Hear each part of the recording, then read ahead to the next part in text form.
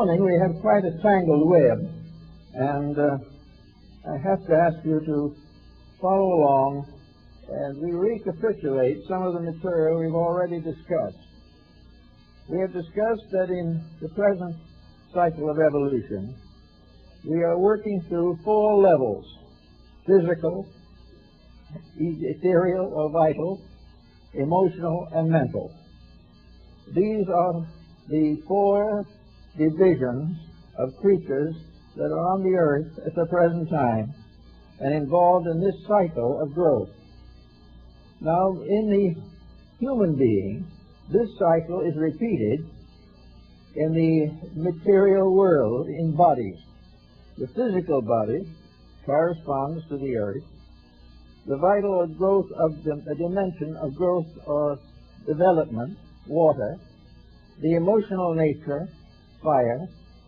And the mental nature, air. The 4 elements of antiquity are repeated in this pattern. Now, if we go back into the philosophies of the past, we realize that every civilization has observed these 4 levels with great care. They are involved in the rights of citizenship, in the tribe, in the race, in the nation, and in the human family. Every one of the great civilizations of the past had a rule or law which was very closely and carefully enforced. No individual was born a citizen. This is very important. He was not born equal. He had to attain equality. He had to prove definitely that he could administer the faculties and powers which were developing within him in the age of growth. Therefore, in most nations there were puberty rites. One of the nations that performed this so closely was Egypt. And the Egyptian child had a little lock of hair that hung over the forehead. Only when they reached a certain age was this lock cut off. And that was the beginning of their acceptance into the family of adults. Now, in order to pass the test for this puberty rite, very definite instruction was given by the family, by the state, and particularly by the priesthood. It was pointed out to this young person that he was becoming a member of a family. But up to this point, the family had protected him. But when he became an individual, he had to protect both himself and the family. It was indispensable to the community that he carry his share of the responsibility of adulthood. Later, we have other rights of different developments. Both the men and women had the same puberty rights. Both were regarded as part of the family, and that they became a citizen. They had to take on not only the honors of citizenship, the privileges of citizenship, but the duties of citizenship.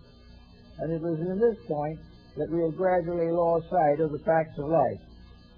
We no longer recognize this vision, but it is nevertheless there. We now, or did up to recently, declare that a child could not vote until it was 21 years old. Now it can vote at 18. We kind of amended the constitution of nature, but that didn't mean anything to nature. That was our own arbitrary division. The fact remains that as every child grows, it not only has new opportunities, but new responsibilities. And it is only when opportunity and responsibility are brought together in a happy pattern that progress is possible in a community. Now we have today a recognition also of another factor in this ladder of steps upward from physical body to mental integrity. These steps, of course, are first the physical body, infancy, and the gradual processes of physical growth. But in this process, the individual is nursed by the great nurse, the earth. The infancy of the individual is always administered finally by the fecundity of nature. and it is administered in particular through parentage and through the ancestry of the line. Later, the child goes into the period of growth, and that becomes the period of water, corresponding to the vegetable kingdom. And here it becomes gradually assimilated to the patterns of the levels of life upon which it is to function in maturity. The animal comes into the third animal, or in the elements, the fire level. Here the animal is subject to the laws of emotional existence. These laws are not set by the animal. They are set by nature. And they are set because they are the only way in which protoplasm can gradually evolve into deity, where every atom gradually becomes a deified being. It is all growth under law, growth under responsibility, growth under the burden of carrying our share of the responsibility for life. And finally, after education, which is under the fire level, we come to the mind. We come to the individualization. Here the individual becomes self-responsible. And in being self-responsible, he comes into contact with the mysterious element of air. Now, up to through the animal kingdom, the nature is governed by various orders or hierarchies. These orders administer the substances which are necessary in the building of the composite nature of the human being. When it comes, however, to the mental level, it comes to the threshold of individuality. And individuality is the factor that is largely influenced by the mental potential of the human being. Now, the mind is a very interesting instrument.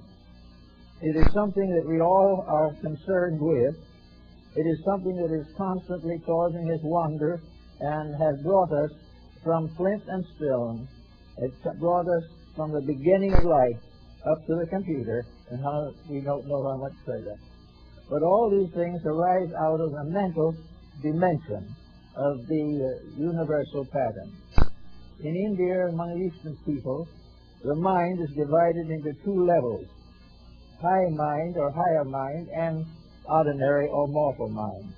These are according to the ancient rules, are rupa and arupa, formed and unformed, visible and invisible, human and divine. The mental agency, therefore, is a tremendous potential within the individual. In other words, the mind is something that develops inside of us. It is not something that is hung on the outside. It is not an added factor. It is an evolved factor. It is something that becomes obvious, visible, and tangible because it is in our own nature to unfold this way. Now, we call the mental faculty intelligence. And we know that this intelligence, as Lord Bacon points out, is two-sided or two-edged. It is, first of all, the ability of the individual to observe. And most all primitive people are observationalists. They study all things in terms of appearance, or what they see happening. This was how primitive life evolved. But as long as this observation was accurate, the primitive life grew in proper pattern. And nearly all the scriptures of mankind are based upon the observation of the natural or primitive way of life, the laws, the inevitable laws that govern all processes in nature. Now, in this problem of mind, we therefore have the mind principle within the individual, and we have the mind consequences in society. We know that nearly all that we can possibly think of as having been achieved in civilization has come forth out of the individual. It has not come from the outside, but it has caused to evolve or develop around itself an external structure. Therefore, we have both intelligence, which is internal, and intellectualism, which is external. And these two forms of intelligence were recognized by the Greeks, who built their philosophies upon it. This pair, therefore, consequently provides us with opportunity. First of all, environment inspires us to release internal potential. We find ourselves in a world of infinite potential, infinite opportunity, and we feel impelled to advance along the lines of these opportunities. But it also prepares us, or bestows upon us, something else. That is the responsibility of recognizing the consequence of depending entirely upon an external for an internal growth. We are more or less confronted, therefore, with living with the internal potential, which must always be in the line of growth, and the consequences of that potential in society, which is gradually building an imaginary or illusionary structure through the misuse and abuse of potential. We have, therefore, today in the world a world of people living as a result of thought. But the thought they are living from has been brought through from an internal integrity to an external compromise. The compromise being the determination to exploit resource rather than to use it. The mind says whatever power we have should be used correctly. Ambitions and appetites say we should use it to our own advantage. Therefore, the internal mind then says, what is our advantage? And the answer, of course, is the real advantage is to keep the rules. The disadvantage is to try to break it. And almost all your scriptural writings of the world, the Bibles of mankind, are really developments in words and thoughts of the proven experiences of humanity as to the reality of the victory of integrity over indulgence, the victory of truth over error, the victory of intelligence over ignorance. All these factors have to be taken into consideration. But out of it all comes a real recognition that we have two basic sources of knowledge. We come into the world, therefore, and we pass through the various stages of childhood. We go to school, and we finally come out into individual life. Our school period is represented by the animal kingdom. Therefore, that is what is supposed to prepare us within ourselves for the individualization of our mental nature. Now, when we go to school, what do we learn? This is all largely a matter of the development of an educational theory. Now, this can be developed in two ways. First, by listening to the voice from within, which tells us the reality of these matters, and the voice that comes from the outside, which is largely self-centered and to the advantage of the moment at the expense of eternity. So we recognize that the problem of education is something we begin to think about very carefully. When you go to school, you are supposed to learn how to live. Learn how to live. You're supposed to learn the proper way of using the resources which have been bestowed upon you. Education, therefore, is actually a process for releasing or bringing forth into manifestation the eternal wisdom that rests in universal mind.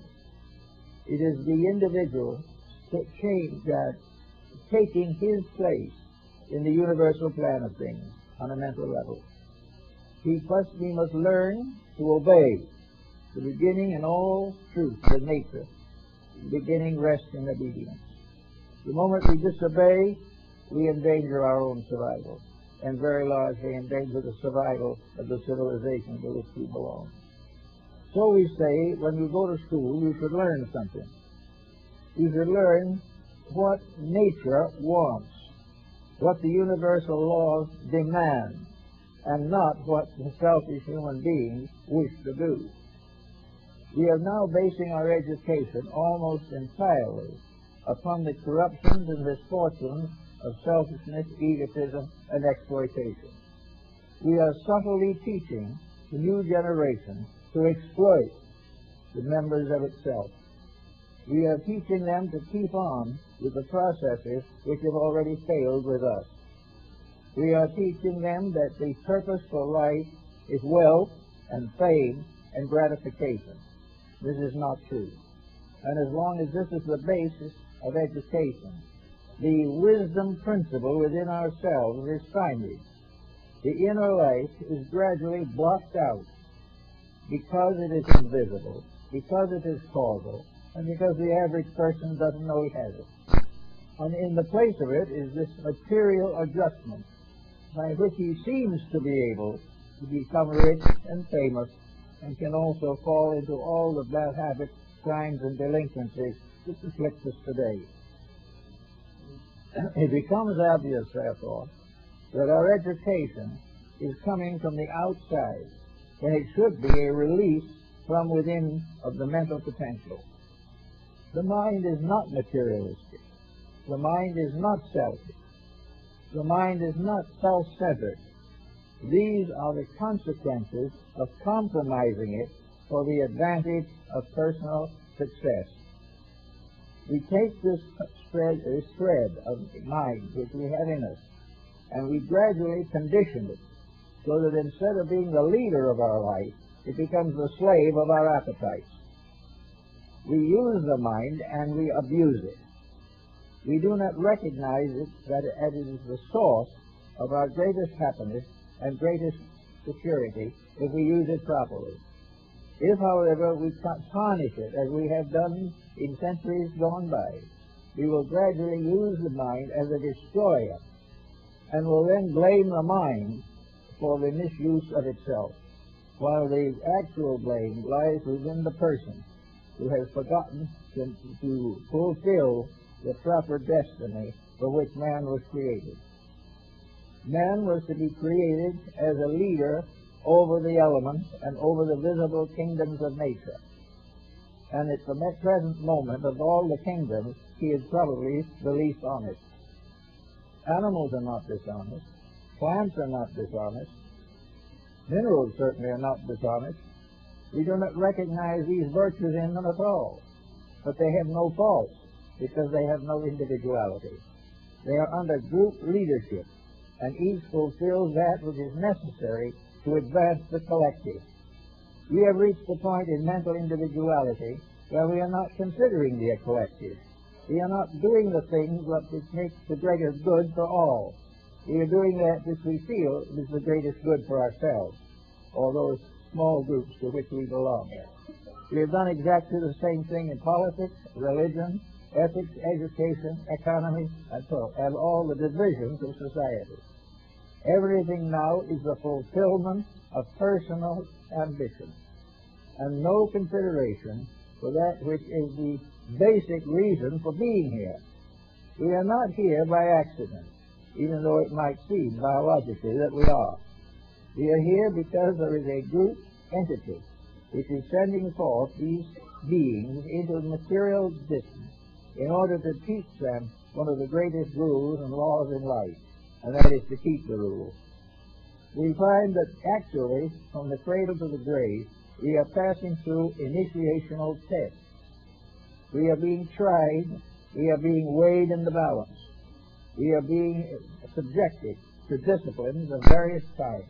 And there can be no peace, no security, no true growth in the world until the individual accepts the discipline, lives according to it, and shares the new wisdom that he develops with others of a similar nature and works together with others for the betterment of the entire. Until these principles are well understood, the problem is very difficult. Comenius, the Moravian educator, gave us the secret of the public school system.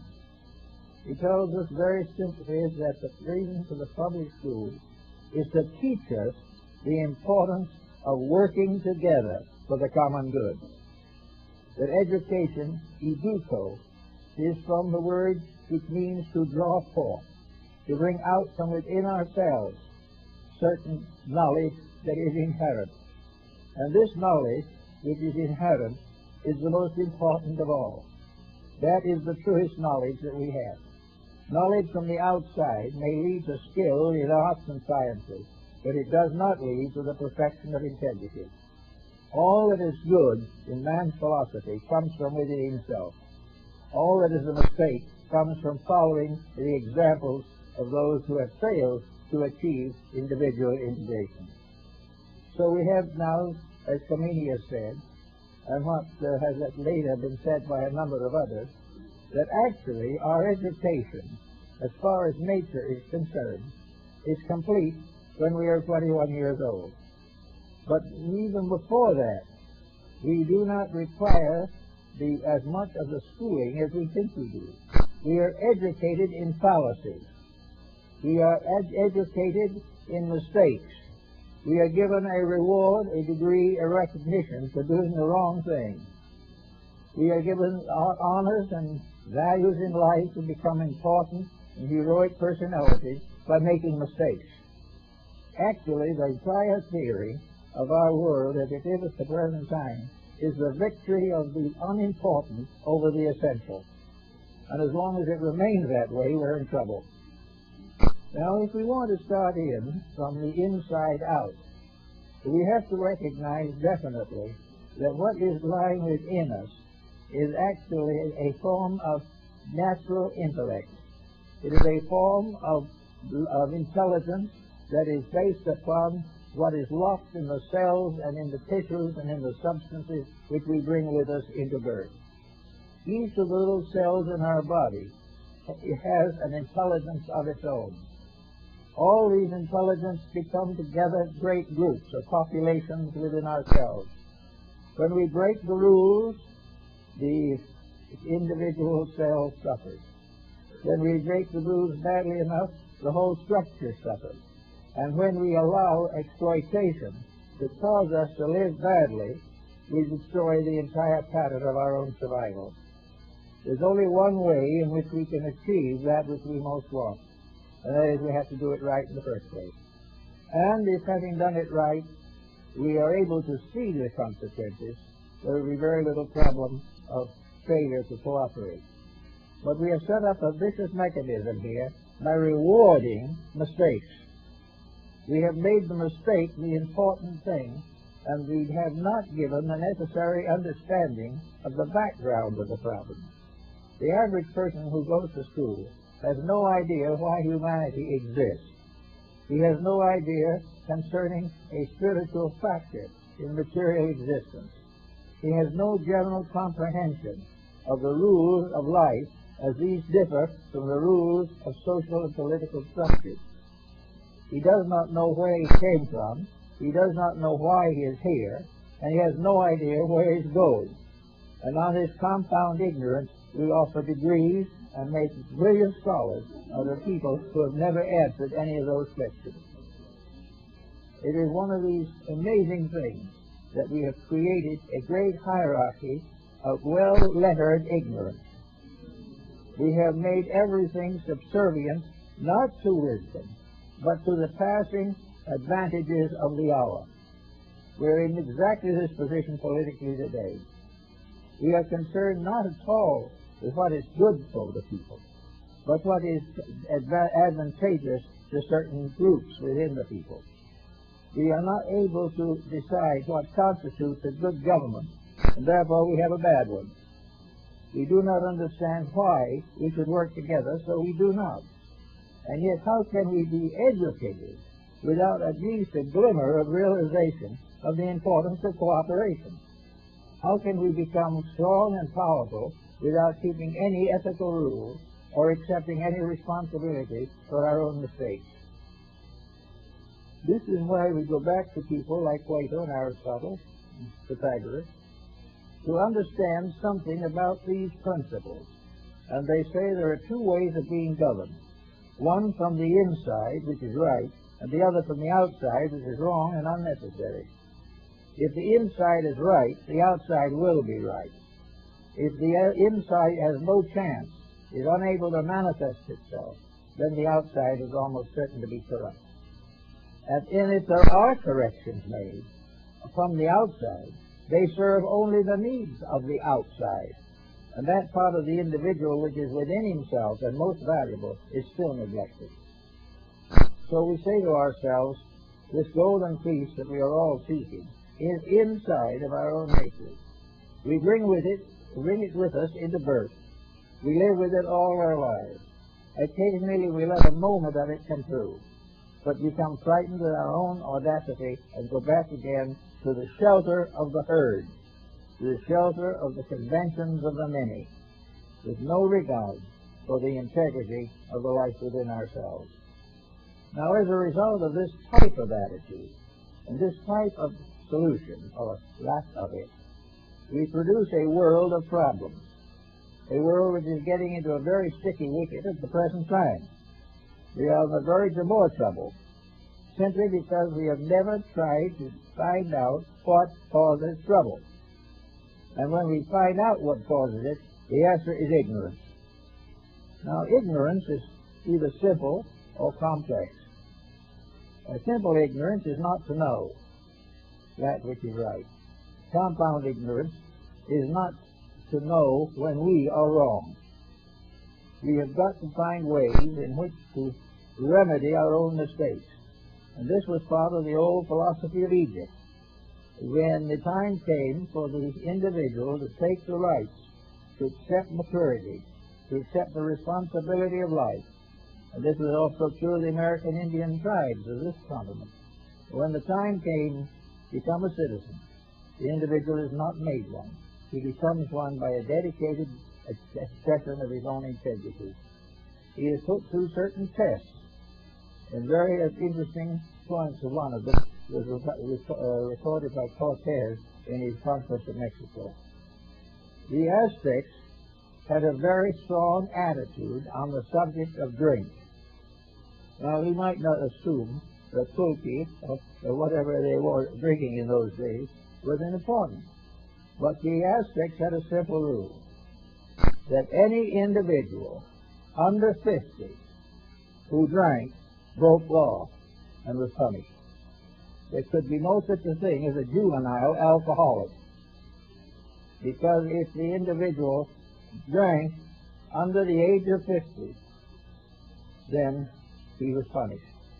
If after 50 he took a little now and then, it was condoned. It was no longer a rule. It was because it was assumed that he was tired, that he was maybe a little infirm, a little discouraged with life, and it was all different. But youth could not do it. This is a very interesting rule. Supposing we made it impossible for anyone under 50 to sin without being punished, there wouldn't have institution room for them. We wouldn't be able to live with ourselves. And yet the principle is just part of nature, that you want youth to support the nation. You want young people to grow, to build, create. And if you fill them up with some kind of alcoholic liquid or narcotics or something of that nature, you destroy the future of the country. The Aztecs knew this. Apparently we haven't got quite up to that yet. We are still suffering from self-imposed ignorance. So we start in and we study the problems of mind. Now, what is mind's primary situation? What is the mind here to do? It is here to lead the compound of the body toward the growth which nature demands. The mind is given to us that we may think straight, that we may have the courage to grow. It gives us also the impulse to learn more by the consideration of the phenomena of life around us. It is all part of the pattern of maturity. The mature person is thoughtful, responsible, and eager to learn that which is necessary and right. The mature person expects to control habits, expects to put principles above personality.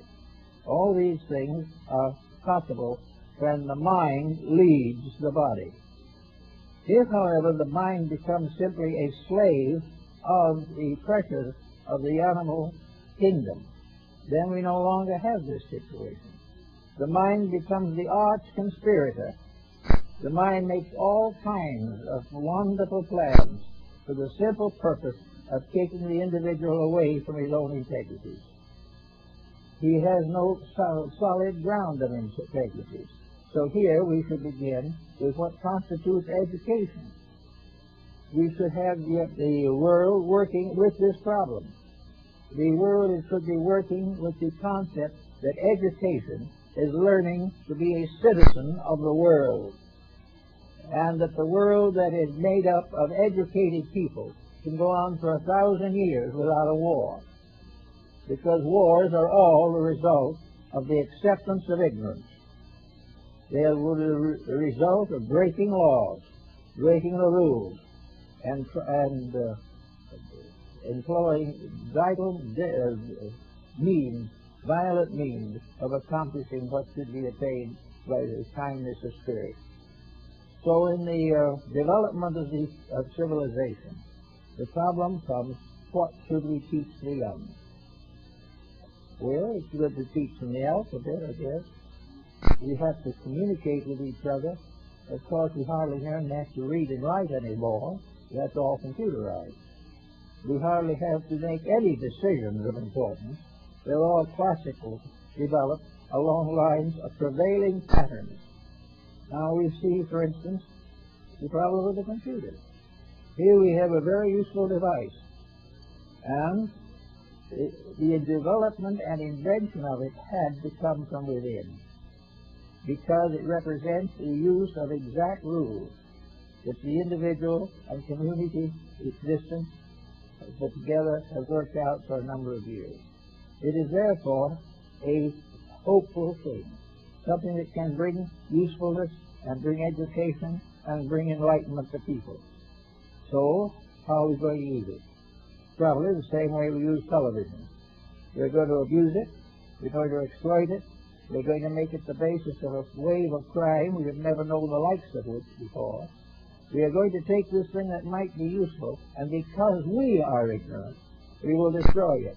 And the mere fact that we are scientific enough to invent it does not mean that we are moral enough not to abuse it.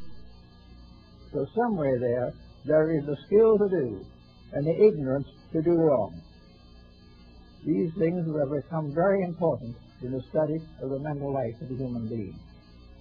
So we have now these different things to consider, and one man not long ago observed in the press that in all probability the school system can only educate up to the grammar school, and after the grammar school, schools have practically nothing to give. Because the moment you get beyond the very simple facts of life, you get into interpretations which force to vicious misuse. You go into a school, a high school, a college, and a university, not because we are primarily concerned with the good of humanity, but because we are primarily concerned with the advancement of personal career. And selfishness is really the end of integrity on almost every level of human function. So we are now on the verge of trying to find out a little more about how the mind can help us in this extremity. The mind gradually evolves in this body. It is very often limited by heredity. It is limited by lack of opportunity. It is limited by economic conditions, social conditions, political piracies of one kind or another. But it is here to help us to grow. And usually it should be taught before school age. Here brings another serious situation. In other words, integrity has slowly faded away in relationships of human beings to each other.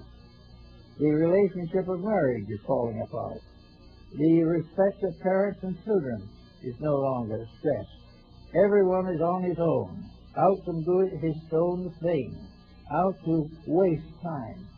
We've had a number of young people have come to me to try to find out some of the problems that they face. And most of them are troubled with one basic value, that they wish to do as they please, that they wish to be themselves, and by themselves they meant to drink whenever they felt like it. By themselves they meant how to break all the rules without being punished. It was never the part of themselves trying to lead them to a better way. They did not recognize the internal factor of growth, and they did not realize that the abuse and misuse of this inner faculty was resulting in physical and emotional distress. The moment the mental factor does not retain leadership over the life begins to fall apart. And leadership is not the ability to put the scheme through. Leadership is not skill to exploit. Leadership is the understanding and insight to abuse and protect faculties and bodies from abuse. The moment the mind abuses the physical bodies, problems start. It becomes the same thing as a country falling under a dictator. This dictator, with only one point in mind, his own advantage, is represented in the body by the determination to do what we please, regardless of whether it is right or wrong. We then expect the body to cooperate. The body will never cooperate with that which is wrong, because it has no experience of wrong ever being right. But it continues to struggle against the pressures of misuse. The result is continuous breakdown, continuous corruption, and continuous failure of the body to cooperate. Little by little, we gradually destroy the power of the mind to lead the body. And when this power is lost, we come into serious problems. And so we may say with some of the Oriental people, what is the mind? Is it some little nobule somewhere in the compound of human beings that has a kind of skill, power, or energy, an inevitable resource to lead the rest? I think the answer to this is that in all the kingdoms of nature, there are experiences. Minerals have experience, although we probably don't know what it is, never will know. But we did know once. Animals have experience. Plants have experience.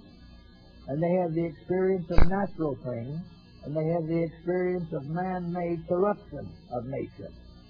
Nature knows what's wrong with us long before we find it out. Nature also realizes the care with which we will avoid doing the right thing. So we need all through the development of the individual, through the cycles of rebirth, through the processes of evolution, there is an internal integrity built up within us.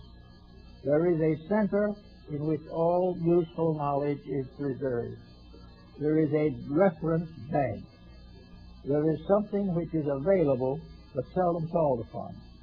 There is the experience of the past to lead to the future. This experience has nothing to do with the fulfillment of personal desires, except perhaps to expose their futility. But this experience is down to thousands of years of evolution. We have gradually come to know what can be done and what cannot be done, and what we should be thinking instead of what we are thinking. So this center of record, this reference center, this library in which all the records of our own existence are kept, is locked in what we call the memory sequences, or in the mind. So the mind is what it is because it has learned everything that it could learn up to the present level of its growth. Therefore, we can say that it's like a wise old man living on the top of a hill somewhere, an old guru, and the disciples and the students all go to hear him and to learn from him and to gain wisdom from his instructions. So we have within ourselves the guru, the super guru, the teacher that can tell us exactly what is wrong with ourselves, exactly what we have done that is not right, and why we did it, and how we are in danger of repeating the mistake. So we have this source, and the attainment of contact with it is very largely through what we now call meditational discipline. Meditation in the sense of be still and know. We find this as a scriptural statement. We know that I am God. Now, by being still, we mean for a moment or two to make peace with our own futilities.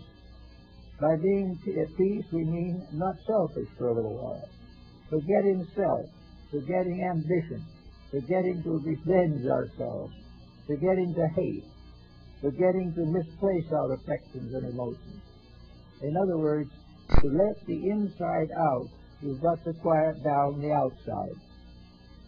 You cannot expect the inner consciousness to function if you are constantly screaming about this, yelling about that, howling about something else, and hating everything in sight.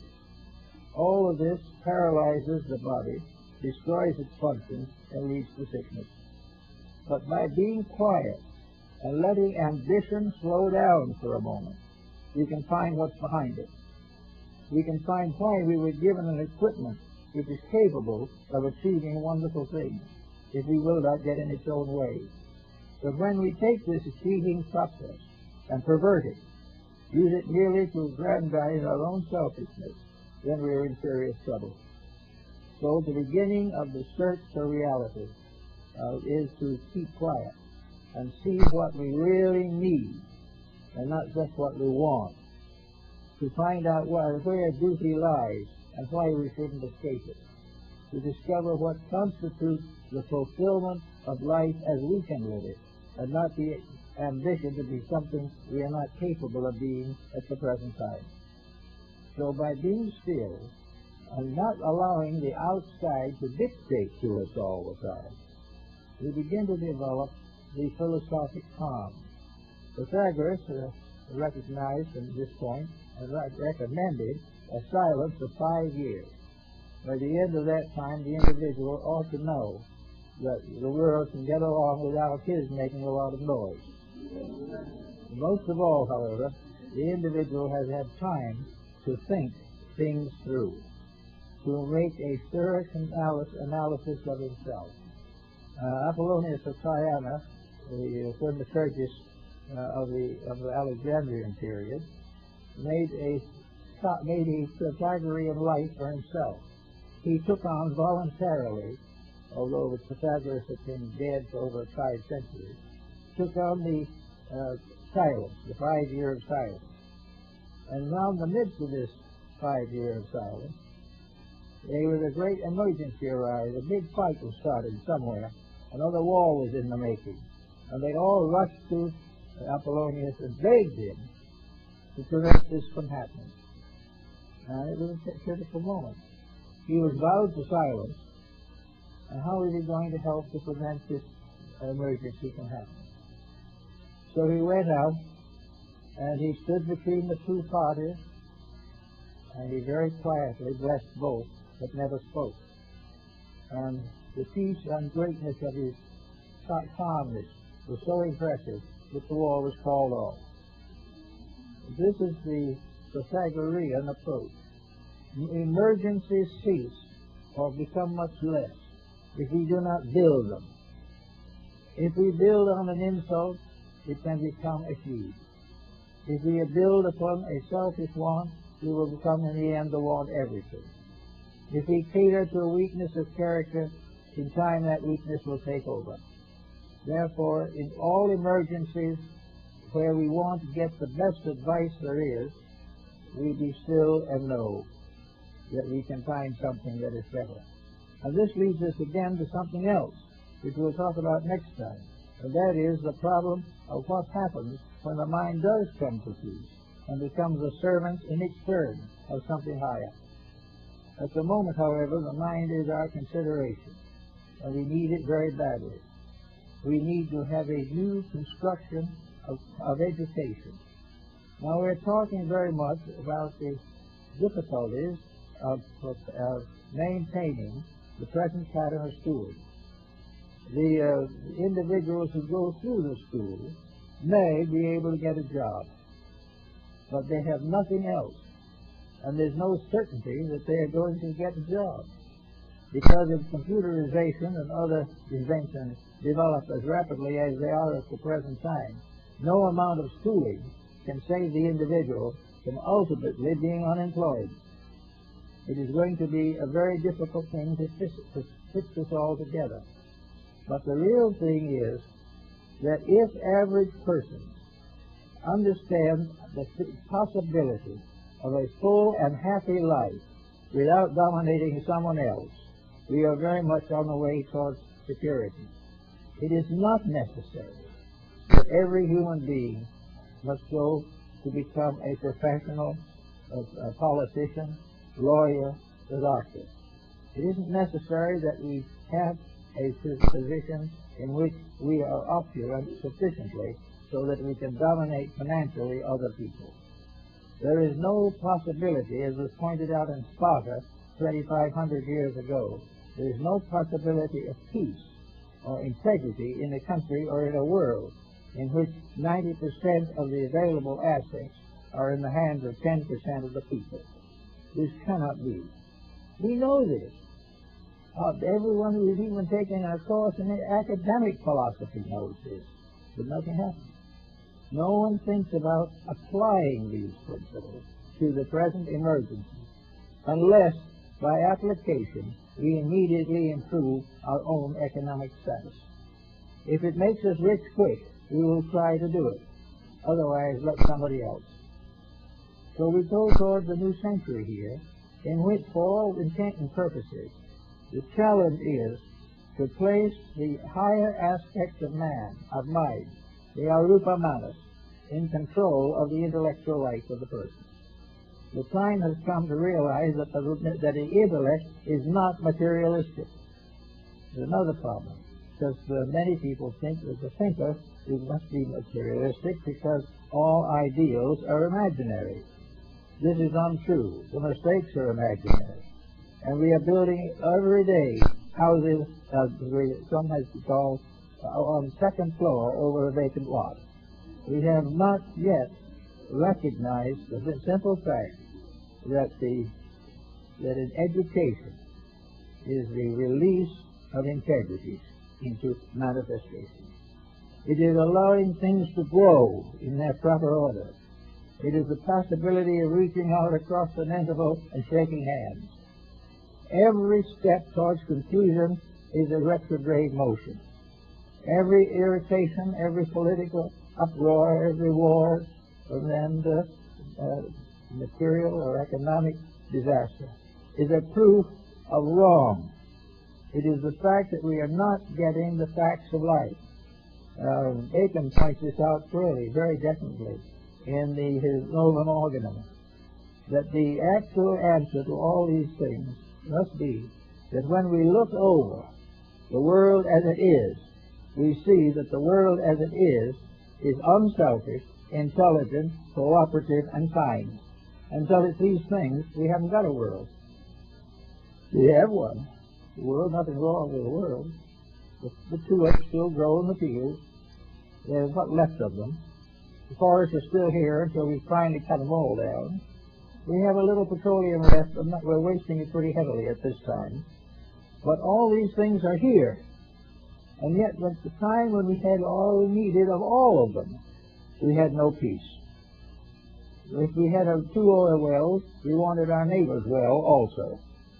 We are now out taking new strategies for how to control somebody else and their money, and success is measured entirely on this basis. Well, the mind inside of us, the intellect, the actual inner intelligence, the intellectual part of our nature, knows that this is wrong. And yet, knowing it is wrong, it has no way of making this fact available. It does not have the selling will gradually destroy the very things we consider most important. After a while, the mind, sickened by this procedure, gives up the fight. It simply collapses of its own pressures. And we have the individual who goes to narcotics and then later commits suicide or dies as a result of drugs. These things are not reasonable in a world such as we live in. This is not a terrible, distort civilization. It is a bunch of selfish people suffering. It is a group of mistakes ruling a world that is tired of mistakes.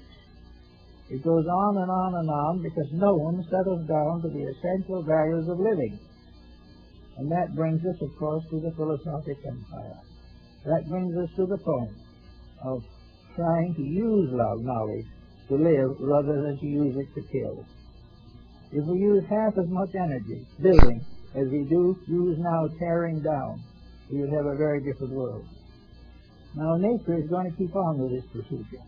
Nature is going to keep on showing us what happens when we misuse a blessed truth, that we take the power of the mind within ourselves to lead us in ways of peace and tranquility, and insist on misusing it, corrupting it, and changing it into a gangster.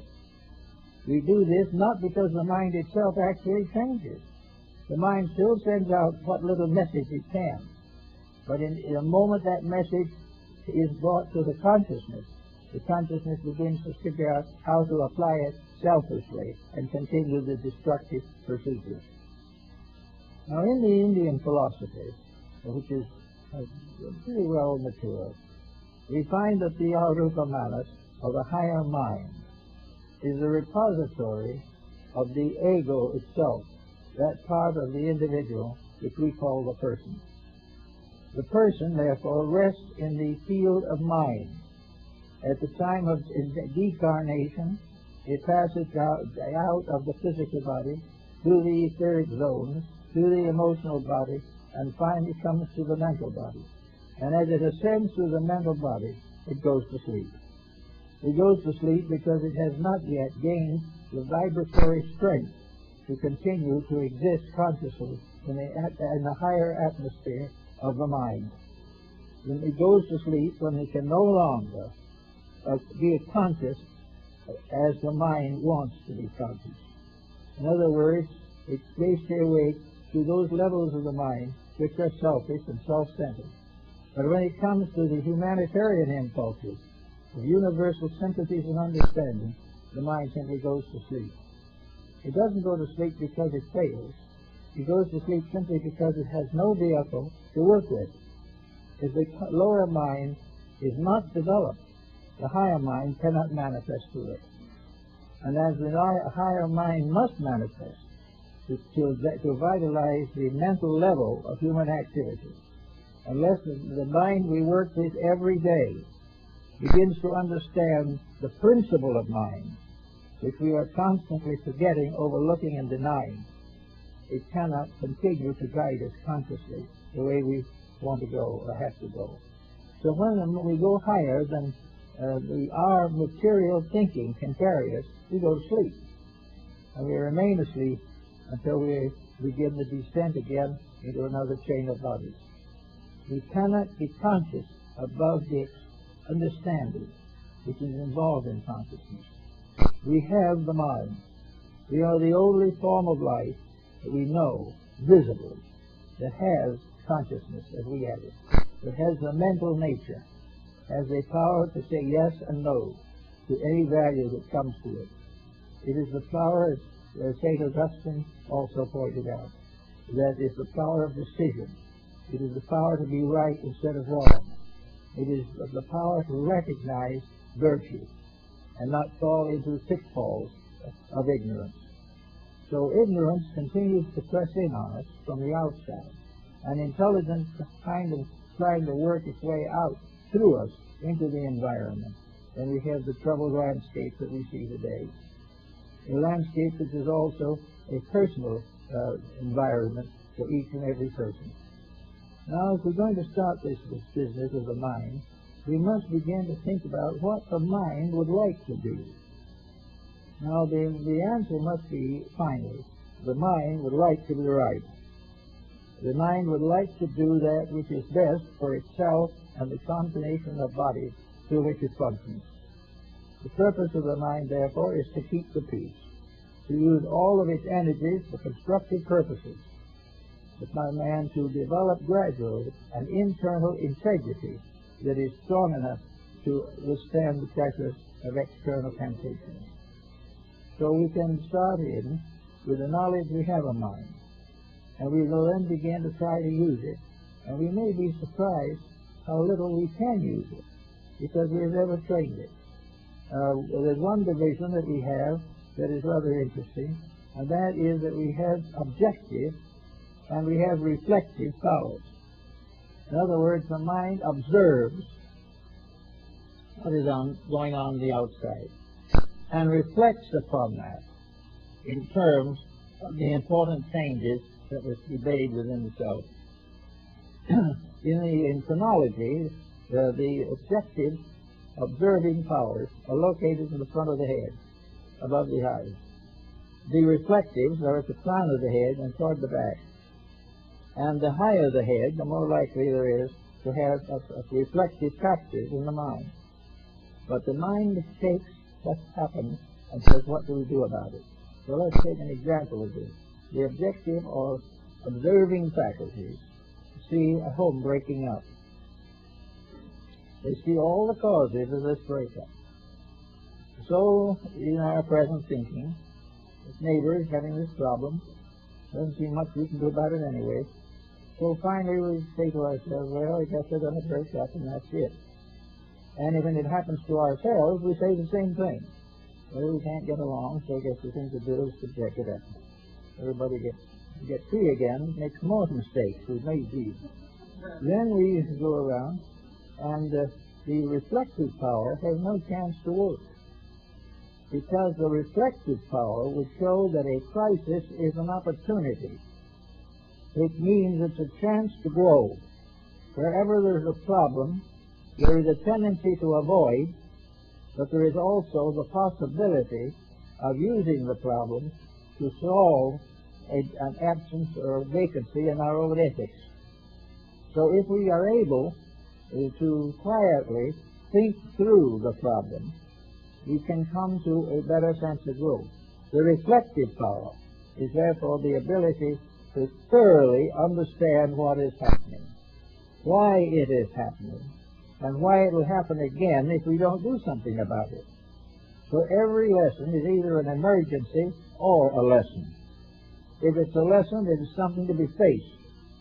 And if the individual is completely without reflective power, then it is something to be avoided or to be cast away without thought. Every day we have problems.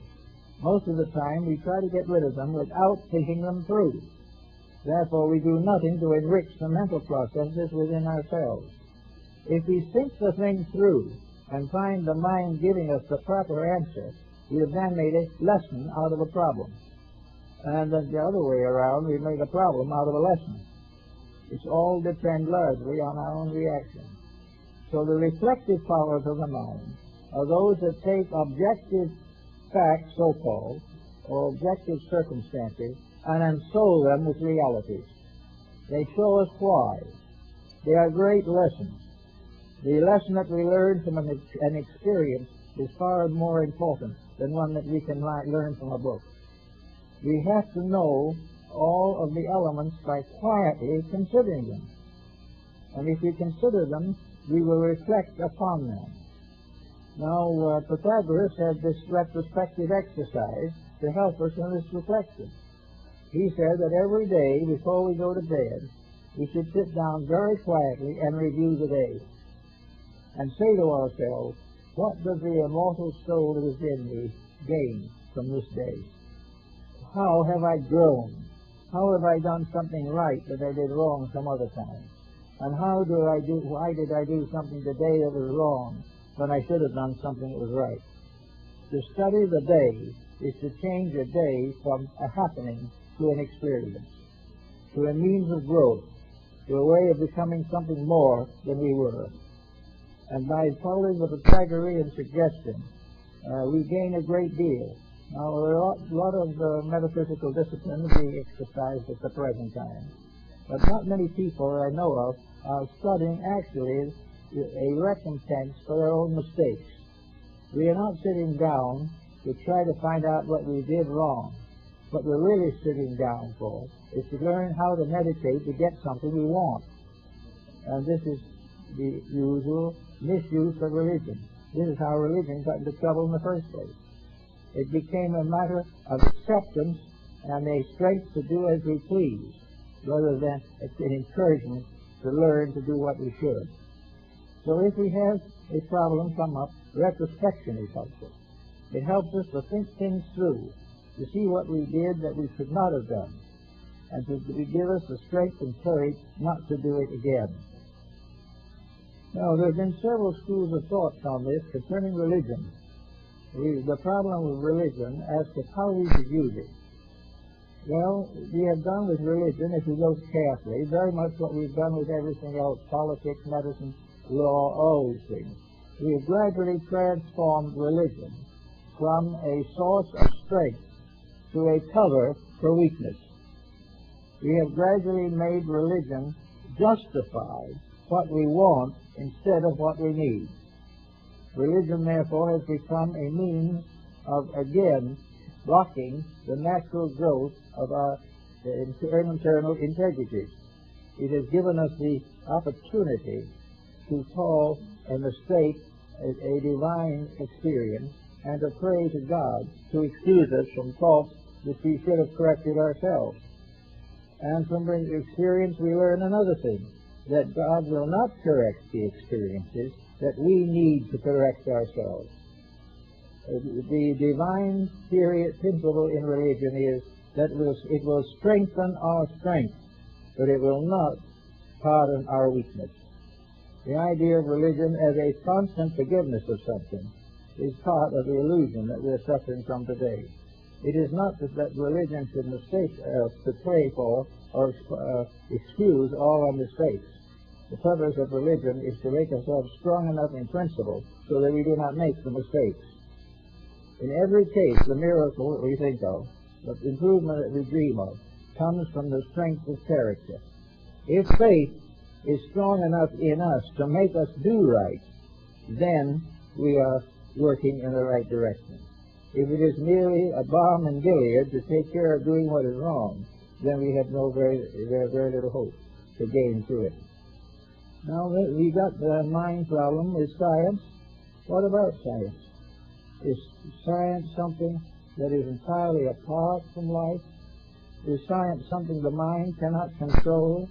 Or is the mind to be ultimately a scientist? Is it to be scientific? No, unless we understand science. The word science has a note of exactitude about it we often think of. It has a sense of being infallibly right. But it is not infallibly right. It is infallibly skillful, but it is very largely devoted to the support of that which is not right, and therefore we cannot afford to accept it completely. Science, therefore, is means to recognize laws in things, rules. The scientist knows the rules of astronomy, he knows the rules of physics and biology, he knows the rules of medicine. There are rules and there are laws. Hippocrates of Kos was one of the first to develop the laws of medicine. But he pointed out then, at that time, that the beginning of healing, the beginning of medicine, was that the individual should correct the mistakes within his own nature. The individual who put his faith in the integrity of life would get better healing than the person who wanted to remain sick but was too sick to dissipate until he got over it. All the time, the rules are the same. Hippocrates pointed out that in order to have the gods come and help us, in order that the Asclepian deities should bring the healing touch, we must approach them with prayer. We must approach them with dedication. And we must resolve within ourselves to make right the thing that caused the sickness, if it is within our power to do so. And whether it is within our power or not, we should learn to accept the healing power of improvement, of correction, of dedication, and of the building of a new life as a reward for the protection of the old one. All these things come back to an ethics system. And ethics, a system, is the final judging by mind. Ethics is one of the highest levels of mental integrity. Ethics is something that we should all practice, we should all understand, and we should all recognize. And it makes no difference whether ethics is the government of the world, the government of a nation, the government of a city, of a family, or the government of the individual within himself and the body which he inhabits. Ethics is the basis of obedience, and it is also the proof of dedication. It is the proof that the individual is determined to do that which is right. And when we do that which is right, we have a much better opportunity to enjoy the security of a well-ordered existence, instead of being constantly torn apart by the pressures of society. So we say the mind now is, it is a mysterious thing. One religion says the mind is the slayer of the real. The mind is not really the slayer of the real. It is the mind functioning through a brain that is dedicated to selfishness. The use of the most priceless energy that we have, is something to be thought about. In other words, mind is one of our highest energies. It is the basis of our deepest relationship with life. It is the foundation of a new and better understanding of everything that makes up living. Therefore, when we abuse that, we abuse the greater good, and the abuse of the greater good is the greater ill. So we have to use the mind, but we have to purify it. We have to judge ourselves day by day and see how we're getting on. We have to make sure that at least a part of our life is devoted to something that is worthwhile. Now, the mind is sensitive to suffering. It is sensitive to the sorrows of society. It is sensitive to the wars and to the crimes and to the mysteries and miseries. But for the average person, there's very little they can do about all this. The only thing they can do immediately is to apply it to the immediate environment of themselves. They can apply it, and sometimes, having applied it in this way, they are inspired to a larger and greater dedication. And every generation has a few magnificently dedicated souls who live to improve and serve. And they are the successful ones. The successful one is not with the money in the bank. The successful is with virtue in the great universal treasury of life. The more good we can accomplish with the aid of our thoughts and our dedication, the better off we are. There is no conflict between the mind and the emotions if both are normal. The idea that you've got to be kind of stony-hearted in order to be an intellectual is exactly what it is. If you want to be an intellectual, but that isn't what you ought to be. You ought to be in control of the intelligible realities of life. There is no reason why a scientist should not be just as gentle, just as kindly, just as thoughtful, and just as affectionate as anyone else. Learning does not deny any virtue. Knowledge does not cause us to be less in some other part in order to be greater in one particular. Therefore, the more we know, the more we understand life. The more we understand life, the more sensitive we are to the sorrows of life. And the scientist who is without emotion and without integrity is really not a scientist at all. Because a scientist must be heart and mind together, not one at the expense of the other. All the way along, mind leads the body, and the soul leads the mind. The most important thing we have to do, with most of us, is to begin our education where it should have begun when we were 10 years old. But the way we live now, we never had a chance. Therefore, we have to pick it at any time at all that it comes along. Some of us may have to go to school in our 70s or 80s. Others may have to go to school on their deathbed. But everyone has to do it. And somewhere along the line, we must all make this partnership. We must all use the mind as a guardian upon action, a guardian upon mistakes, something that whispers to us, don't do it, this isn't best. If we can gradually develop this protection, if we can gradually gain this power to discriminate, we will find that our enemies fade away and our friends become closer, and the people who don't understand will either gain understanding or drift to company like themselves. We cannot make people understand. But most people today are having tragedies. Most nations today are sick. Most families are broken and divided. And in these emergencies are the preparations for the 21st century. the 21st century will come when we cannot endure the mistakes we made in the 20th century. We either get over them or they destroy us.